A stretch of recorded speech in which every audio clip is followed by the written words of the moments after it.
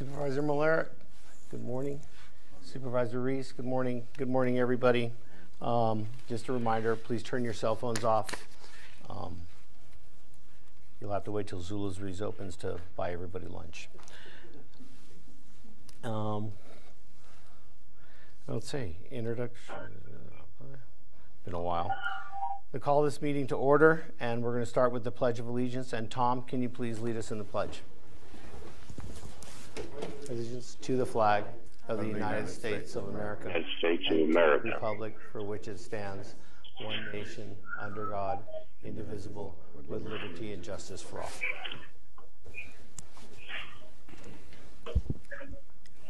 Okay. Madam Manager, adoption of the agenda. Good morning. There are no changes to the agenda. Okay. Do I move to approve agenda and allow Chair to deviate as needed? And I will second. Any comment?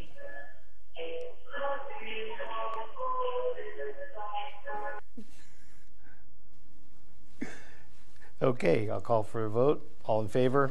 Aye. Aye. Motion carries. Call to the public. Is there anybody at this time? I have no speaker slips in front of me. Is there anybody who'd like to address the public in the room? Is there anybody who'd like to address the public online? Raise your hand or speak up.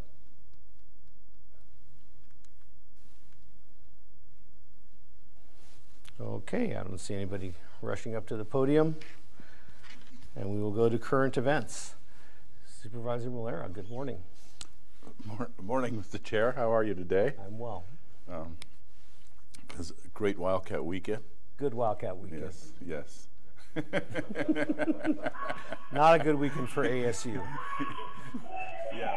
Hey, stop talking about my. I just have one item to report. I attended the SR 189 ribbon cutting, and so did Chairman Reese.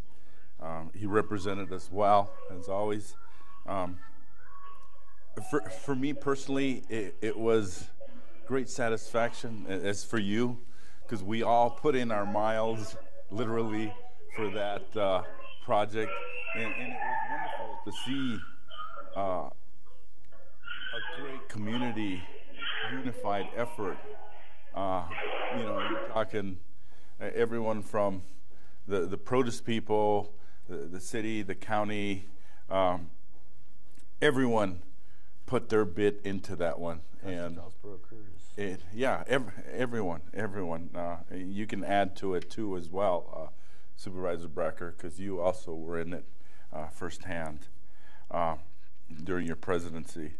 And again, it was a great project, and I'm honored to have been one of the ones putting in some miles for it, and it's great to see a full community effort come to fruition, and I think there can be more.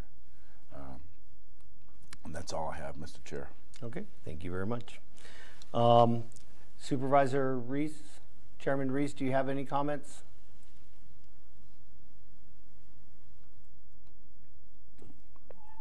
Mr. Chairman, thank you, and I'm sorry I'm in the lobby, so probably hear music, but I do want to echo the comments of Supervisor Malera. It was a great groundbreaking. It was good to have all the people that participated as a team to get this project done. And other than that, thank you for chairing the meeting today while I'm out of town. It's my pleasure. I have to brush the cobwebs out of my head to figure out how to do this again. So everybody have to be a little bit patient with me this morning. We'll be doing it soon. And for me, I also want to start my comments with State Route 189. And $134 million investment in our community is probably the second largest investment that's been made. Both of them have been projects of the Greater Nogales-Santa Cruz County Port Authority, but that Port Authority wouldn't exist without the support of the county and the city. And at this point, the 6 different members from the private sector working together, and it's really a place where everybody gets to come together and work air things out and work on some of these big projects. The first project, of course, was the Mariposa Port of Entry and the reconfiguration of that. But there's been lots of other successes from that group, and so I really appreciate when those votes come up to this board to support Port Authority and their funding, because they really have an impact on our community. The only other thing I'd like to add is that, Supervisor Malera talked about the miles that we put in. Those were miles really for the last 10 years of going to ADOT board meetings all over the state. I know Supervisor Malera went with then Chairman Valencia. I know that I hit a couple of those with different people. John Moffitt from Pima County was a huge advocate for that thing also. Steve, but you look at the board members from Pima County and the board members of ADOT that supported that project. Steve Christie, just incredible support from the entire state to get this thing built, because it really is a huge benefit for the state. It's a big plus for our community, the safety, the grade separated crossing at Frank Reed Road for our high school, but it really was almost a 10-year process to get this thing built. And the fact that they could build something like that in 2 years, that's just incredible during a pandemic. So kudos to everybody involved, and thank you. And then other than that, we've had different constituents calling about, improvements for parks. We have a slide that's broken in Damon. We have a back-ordered piece. We've been working with that constituent. We have people asking about the trail in North Pendleton Drive, and the trees and the different things that the ground clearing that we're doing. So just a lot of, working with constituents and answering their questions and addressing their issues. So that's what I have. Madam Manager. Good morning again, Mr. Chairman, members of the board, members of the public. Over the past 2 weeks, staff and I have been meeting with Angie regarding the ARPA rollout, and you do have an item on your agenda that you will be approving that we're excited to move forward with. I've been attending and virtual as well as phone calls, meetings with CSA regarding the ongoing legislation. It's been a pretty tough year when your executive director is like the person you call the most at CSA. That's how we know it's been a bad state legislation year. So was able to do virtual reading to 1st and 4th graders at Mary Welty as part of the Read Across America. That was so much fun. I've also been at CSA attending legislative and county managers meetings. I listened in on the virtual meeting with Senator Sinema and Senator Kelly regarding the infrastructure bill. Jesus and I also met with a group from Sonoyta regarding the repurposing of the Sonoyta building. And finally, I attended our quarterly Arizona County Insurance Poll meeting over the past 2 weeks. And that's all I have to report. Okay, thank you very much. Item E, Department Reports and Activities. Finance, Cash, Investments, Expenditures, and Revenues Report. Good morning, Mauricio. Good morning, Mr. Chairman, members of the board. The Cash and Investment Report, the general fund has an overall balance of $16,661,096 with an investment amount of just a little bit over $10 million. The road fund has an overall balance of $2,893,113 with an investment amount of $815,000. The Flood Control District Fund has an overall balance of $1,111,176 with an investment amount of just a little bit over $1 million. Jail District Fund has an overall balance of $2,609,961 with an investment amount of just a little bit over $1 million.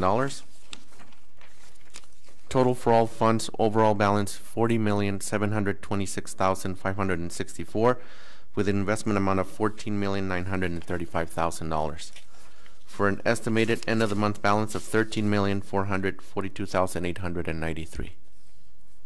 Okay, are there any questions? No, sir. I do have a question. Is it typical for us at this point to have a special revenue deficit?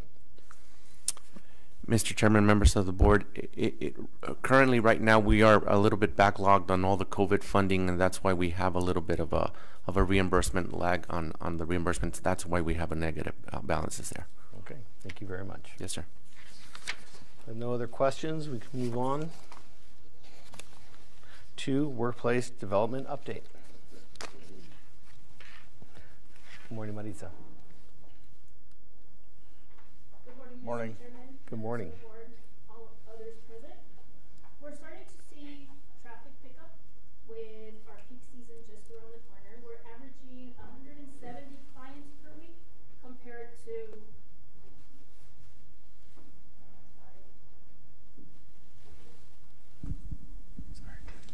okay.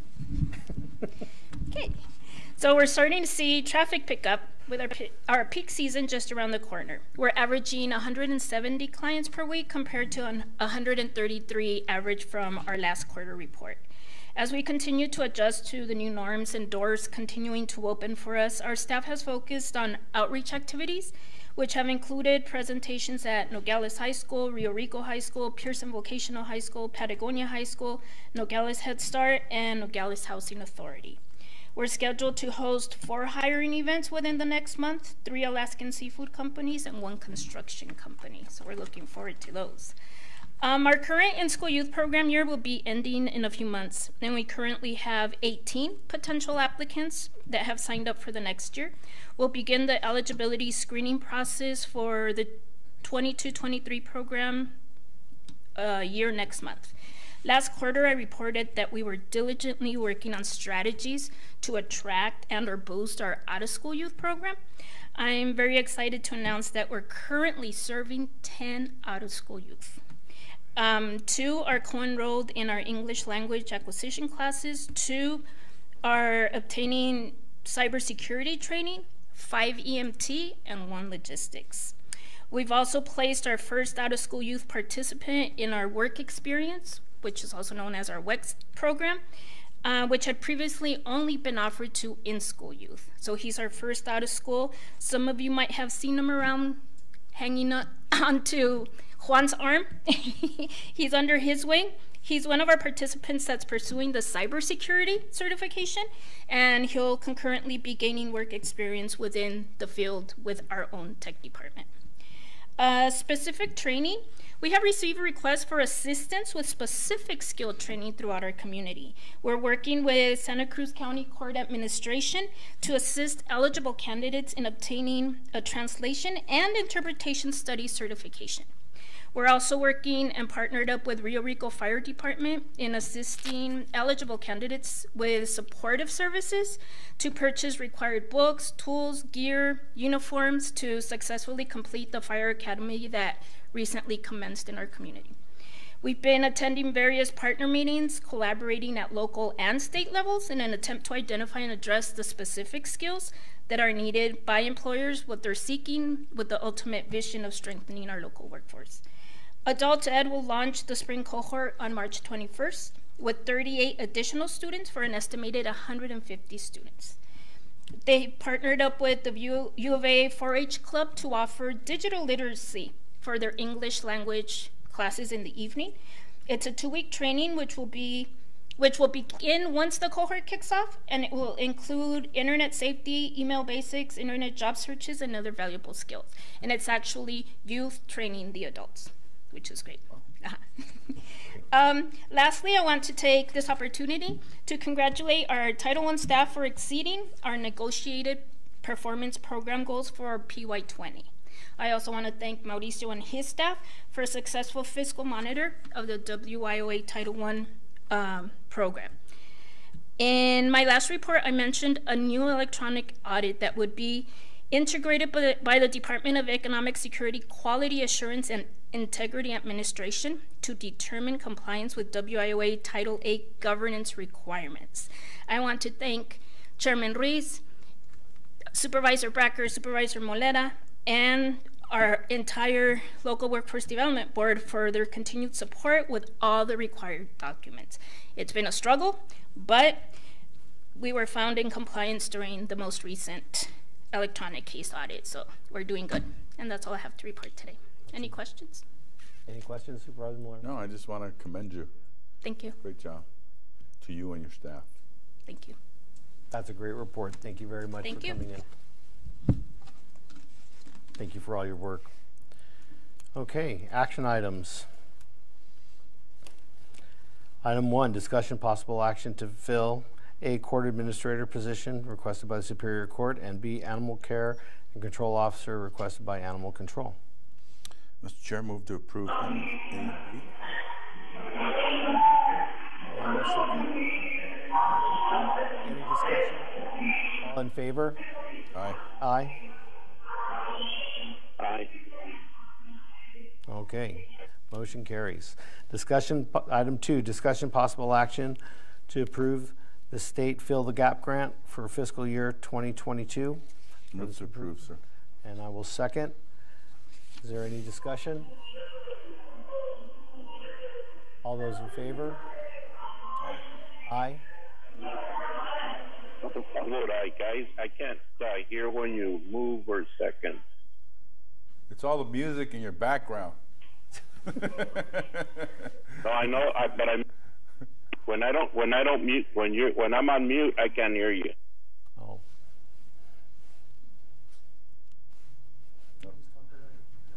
I'll raise my hand when it's time for a second for a vote. Okay, so we have a discussion, possible action. We have a motion and a second. All those in favor? Aye. Aye. Okay, motion carries. Item 3. You're making it difficult, Jennifer. You have to stop laughing. Madam Manager. Okay, item 3, discussion possible action to approve the Local Judicial Collection Enhancement Fund JCEF grant to fund Circles of Peace in the amount of $25,000 from January 1st, 2022 through December 31st, 2022. Move to approve. And I'll second. All those in favor? Aye. Oh, discussion? Aye. All those in favor? Aye, aye. Motion carries. Forgot about discussion. Told you had to warm up. Okay, item 4, discussion possible action to approve fiscal year FFY 2021 Operation Stone Garden OPSC grant programs awards with the Arizona Department of Homeland Security for the sheriff, required by the sheriff. A, sub-recipient agreement 210440-01 OPSG overtime and mileage in the amount of $805,247. And B, sub-recipient agreement number 210440-02 OPSG equipment in the amount of $272,000. Move to approve. And I will second. And under discussion, Madam Manager, in item A of the $805,000, how much is for overtime and how much is for mileage? Mr. Vice Chair, $51,000 is for mileage, and there's a total of $754,000 for overtime and employee-related expenditures. $470,000 of that is for salaries, of the 754. 470,000, just over 470,000. Salaries. For salaries, yes, sir. Yes, sirs. And does that have an impact on our PSPRS contributions? Yes, sir. That 470,000 in salaries will have an impact on PSPRS. So we have to match that with the 62%. I'm not sure the current funding right now. It is high. I think it's 48 to 52%. 48 to 52. Yes, sir. With the extra money that we put in to PSPRS, that amount will be going down to around 12 to 14% on July 1st. But yes, sir, if those salaries and overtime are used between now and June 30th, that will affect the PSPRS at a higher percentage. Okay. All right, Supervisor. And this is all work done during their days off, right? Or overtime that they're Okay. During their time so it's off. overtime, either days off or just extra shifts. Okay. So they may work a 10-hour shift and then do Stone Garden for additional hours during that day. Okay. Okay, is there any other discussion? Supervisor Reese, do you have any questions? Okay. No, but it's always nice that we get settled with great grants and then we have to pay the benefits. Okay, so we have a motion and a second, and we have had our discussion. All those in favor? Aye. Aye. Aye. Okay, motion carries. Item 5, discussion, possible action to approve amendments to intergovernmental agreements by Health Services. A, to replace intergovernmental agreement number IGA 2021-036 with CTR 058663 for COVID-19 enhanced and sustained testing, and extend the ending date from February 28, 2022 to February 28, 2023. And B, replace the intergovernmental agreement IGA 2021-062 with CTR 058658 for COVID-19 contact tracing, and extend the ending date from February 28, 2022 to February 28, 2023. Move to approve. And second, is there any other discussion? All those in favor? Aye. Aye. Aye. Motion carries. Okay. Discussion, possible action to approve a payment processing agreement with CSG Forte Payments Incorporated for a debit credit card payment system effective March 15th, 2022 for Health Services. Move to approve. And I will second. And under discussion, Madam Manager, is this only for the Health Department or is this for countywide? This is only for the Health Department. Okay. Supervisor Reese, do you have any questions? Okay. None at this time, Mr. Chairman. Call for the, all those in favor? Aye. Aye. Aye. Motion carries. Item 7, discussion possible action to award bid number B-01-22-C001 Management American Rescue Plan Act of 2021 Direct Assistance for Local Governments Forgivable Loan Fund Program to Prestamos CDFI LLC, a division of Chicanos por la Causa, in the amount of $161,000.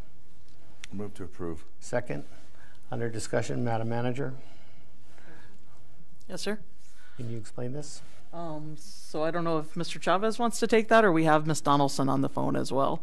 Whoever wants But I to would talk. prefer that one of them, they would explain it better than I. You get to do that as a manager. Mr. Chairman, members of the board, this is the management for the ARPA funding. Previous months, the board gave us direction to create a program for small businesses and entrepreneurs to provide either small loans or grants to mitigate the COVID impact, the negative impacts of COVID. And after the final rule was processed about a couple of months ago, our consultant, Angie Donaldson, which she's on the phone, has helped us tremendously, worked this program out. The county previously publicized and advertised the request for proposals, and we had one bidder. And Angie has done her due diligence in reviewing, and I know reviewing that everything was up to par, making sure that we comply with all the requirements from the ARPA final rule. This is the part of the organization that's going to assist us with managing those funds over the period of the program, and so we can start rolling it out hopefully by, we're targeting maybe May, by May 1st. Okay. And if I missed anything or if more details are there, I think Angie will be more inclined to answer those. Supervisor Miller, do you have any other questions? No, I just want to thank staff and Angie for their due diligence. It's nice that the money's finally going to get out. So I'm happy about that, and thank you for your hard work, as well as Angie. Okay. So we have a motion and a second. Any other discussion? All those in favor? Aye. Aye. Aye. Aye. Motion carries. Item 8, discussion possible action to approve amendment number 5 to Intergovernmental Partnership Agreement number PR16-073 TPSHP with Arizona State Parks Board for operation of the Tubac Presidio State Historic Park. Mr. Chair, I move to approve and under discussion. And I will second. And under discussion? Yeah, I'd like to see how we can put a little more pressure on the state to start funding that park a little bit more. They have plenty of funds, you know, we did take it over during the recession when there weren't any funds, and I think we should do something about putting some pressure on the state to start funding that park a little bit more, or take over it again the way it's supposed to be. Because I don't think there's too many parks like this in Arizona. I think they fund pretty much all their state parks, if I'm not mistaken. Okay.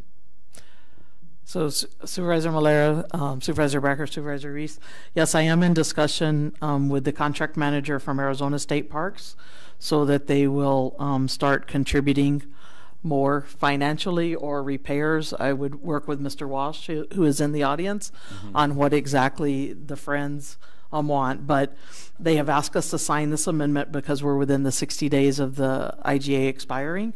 But they have assured me that we're going to be working together to bring forth another amendment that would potentially include some funding from the state park to the county or to the Friends of the Presidio. Okay, and I'm sorry, I would be remiss if I wouldn't thank the Friends of the Presidio because they've done an amazing job. Thank you. Thank you very much. And that's what I was going to add. I was going to thank the Friends of the Presidio for doing an outstanding job over these years. Since the state wanted to close that park, it would have been a huge hit for the community, especially for Tubac. And so thank you for all the time and all the volunteers that you've had participating in keeping that park open. And it's probably not an easy thing. So, but yes, we would like to start seeing some funding coming back into the community from the state, because I don't think it's fair that only local dollars are funding this. It should, this is a state park. So, okay, we have a motion and a second. Any other comments? All those in favor? Aye. Aye. Aye. Motion carries. Okay, number 9, discussion possible action to approve proclamation declaring March 29th, 2022 as National Vietnam War Veterans Day. Move to approve. And I will second. And is there any discussion? It's an honor to proclaim National Vietnam War Veterans Day from March 29th, sir. I would agree. Thank you, Madam Manager, for putting this on the agenda. Any other discussion? All those in favor? Aye. Aye. Aye. Motion carries. Item 10, discussion possible action to approve certificates of removal and abatement of taxes and or penalty from the treasurer, A and B. Move to approve. And I will second. Any discussion? All those in favor? Aye. Aye. Aye. Aye. Motion carries. Item 11, tax valuation adjustments, A through D. Move to approve. I will second. Any discussion? All those in favor? Aye. Aye. Aye. Motion carries. Item 12, monthly reports. Madam Clerk? Yes, sir. All reports are in. Outstanding. Move to approve. I will second. Good job. All those in favor? Aye. Aye. Motion carries. Item 13, approval of minutes from February 22nd, 2022 and March 1st, 2022. Move to approve.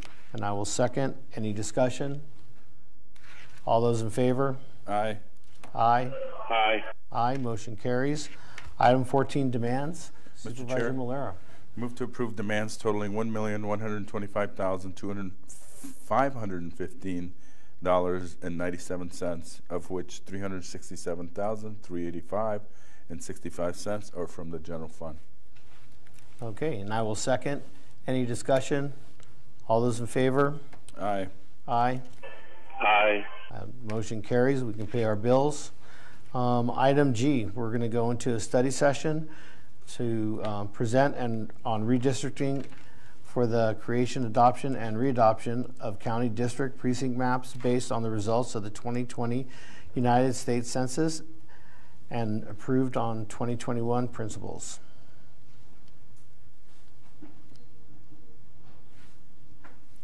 I don't think we need it. No.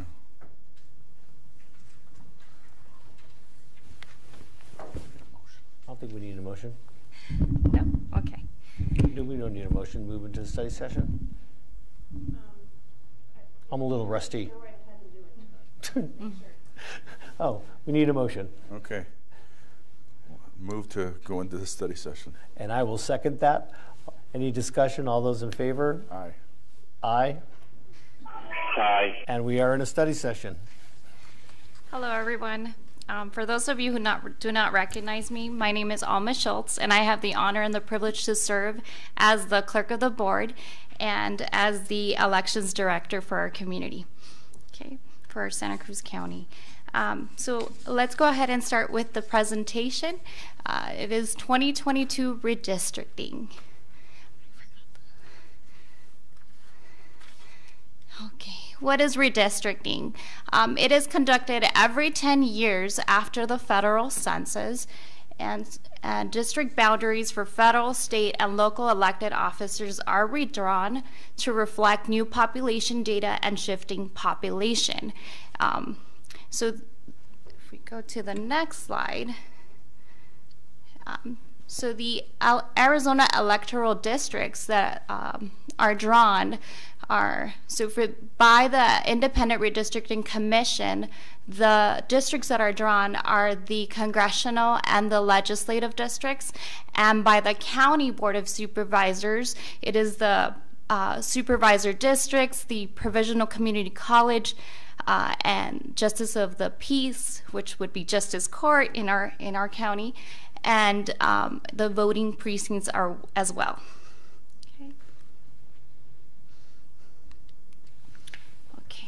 So talking about the IRC, which is the Independent Redistricting Commission, the 2012 approved final maps.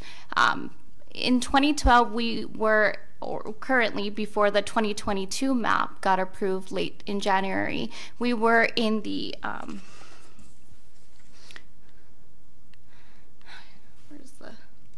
we were in Congressional District number 3.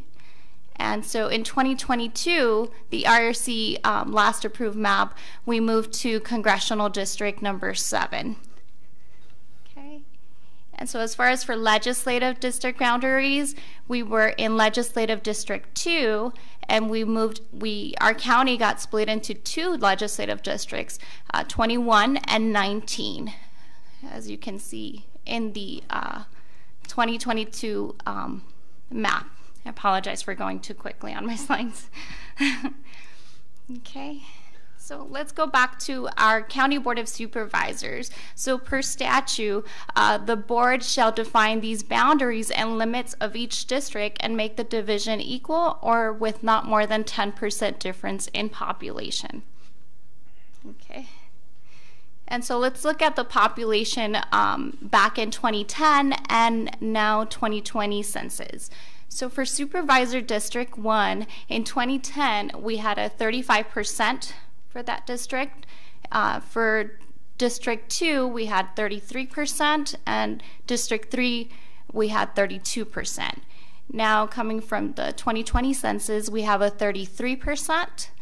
Supervisor District 2, 33, and District 3, 34. So the division is almost exact, and with that said, our staff recommendation would be no change to the current supervisor districts at this time. Okay. And so moving forward, we're going to look at our Provisional Community College District precincts. And so we also apply the same statute division.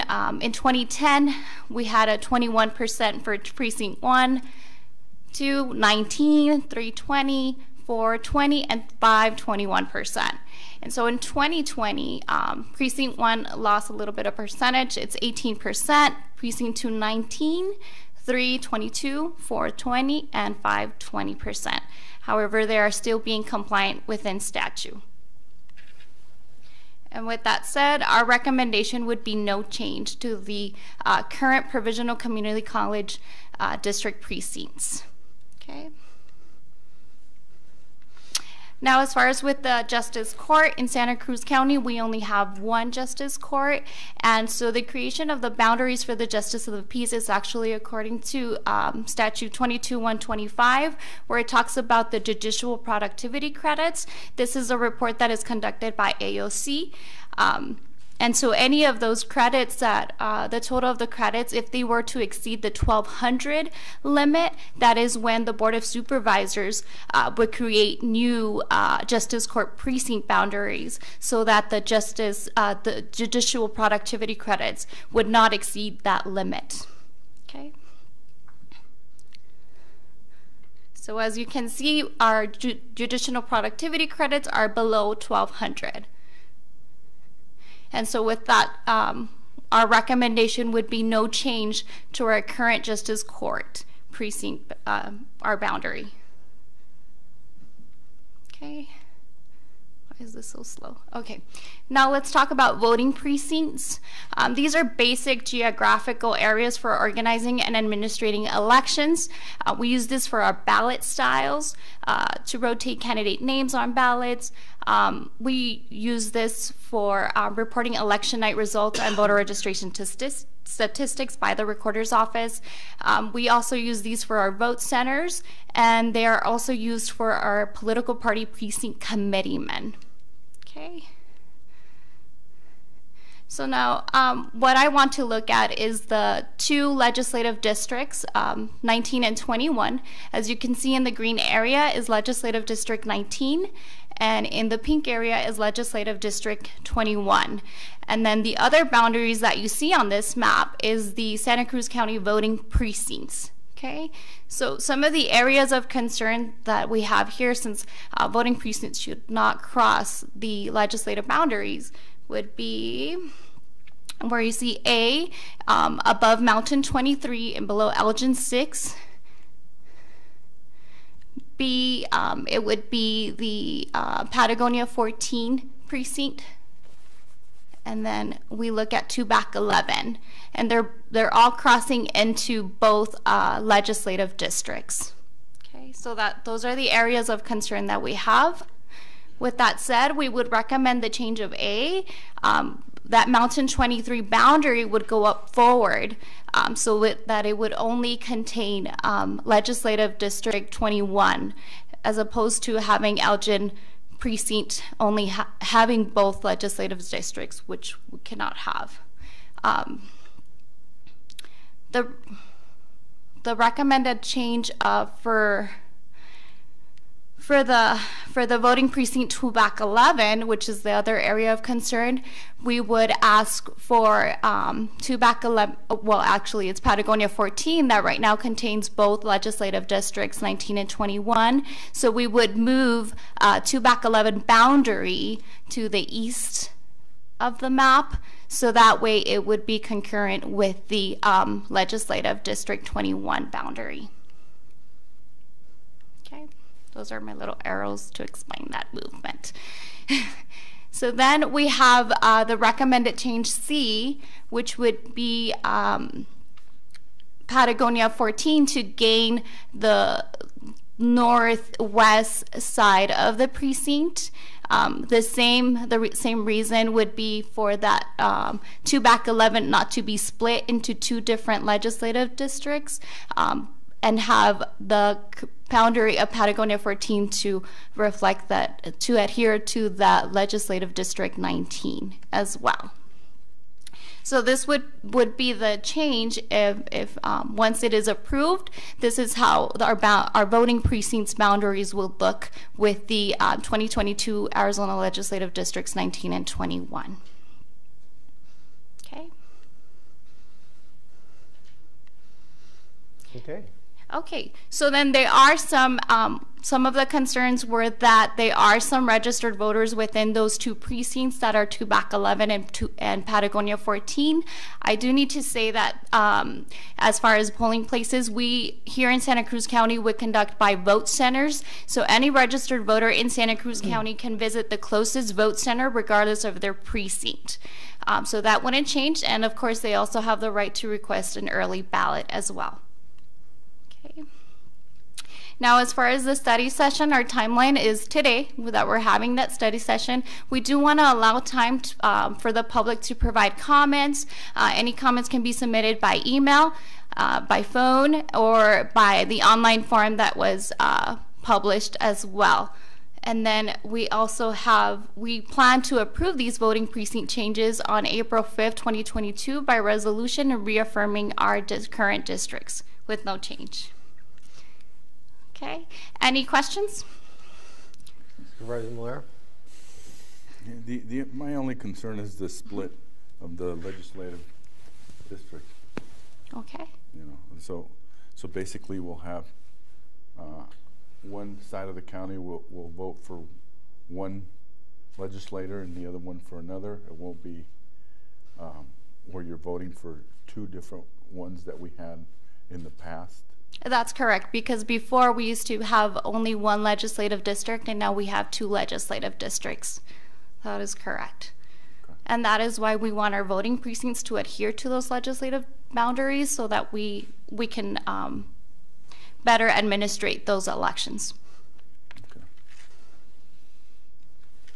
And nothing can be done at this point, right? That was approved by the Independent Redistricting Commission. Okay. By the state. Mm-hmm. Thank you. You're welcome. Any other? How many people are being affected by the movement of these districts? About 20 registered voters or less. Okay. Okay. All right. Any other questions? Is there any question from the audience? I just personally want to thank Alma for her due diligence, her hard work, and this nice presentation. Thank you. It's very defined, and thank you very much. Thank you. Okay. This is a study session, so anybody from the audience who'd like to comment is free to comment. No, not even our. Okay. Okay. Alma, thank you very much. Well, thank you. And before I leave, I actually Mr. Chairman. Okay, go ahead. Mr. Supervisor Chair. Reese. Yeah, Jennifer, have you heard if there's going to be a legal challenge to the maps that were presented? Because there was a lot of scuttlebutt about the independent chairman supposedly contributing to Republican candidates before becoming an independent. Have you heard anything? I know that Alma did a great job presenting today, and thank you for that. But have you heard anything if there are going to be more legal challenges? Mr. Chairman, I have not heard, but I can follow up with CSA and look into that to see. I have heard those same rumors as you mentioned. Thank you, Mr. Chairman. I just wanted to make sure that at least there may be a challenge. So, you know, Alma did a great job having these maps. If everything, if there is no suit, then we move forward. If there is, then we'll have to recalculate. Is that correct? I suspect that could be correct if the suit is successful. It's my understanding that these are extremely hard to get overturned.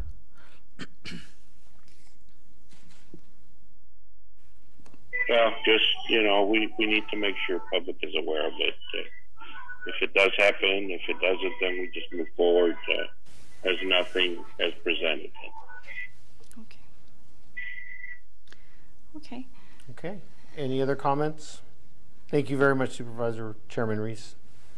And, before I leave, I would just like to say a special thank you to Mary Dahl, who has helped me with my presentation and the recommendations.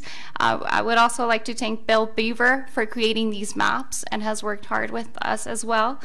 Melinda Meek, even though she didn't want it first, but she did participate.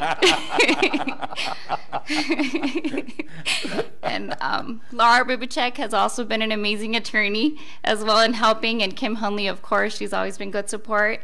My staff, the recorder's office contribution as well, and of course our county manager for her tremendous support as well. Thank you. Thank you, everyone. Thank you. And I look forward to any public comments that I may receive. Thank you. Okay. So can we just adjourn, or do we need to move out of study session and then adjourn?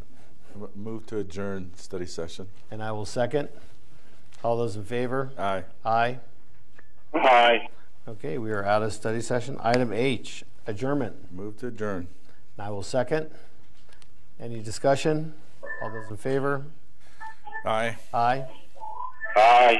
Have a good one, guys. Thanks. Meeting is adjourned. Enjoy, Manny.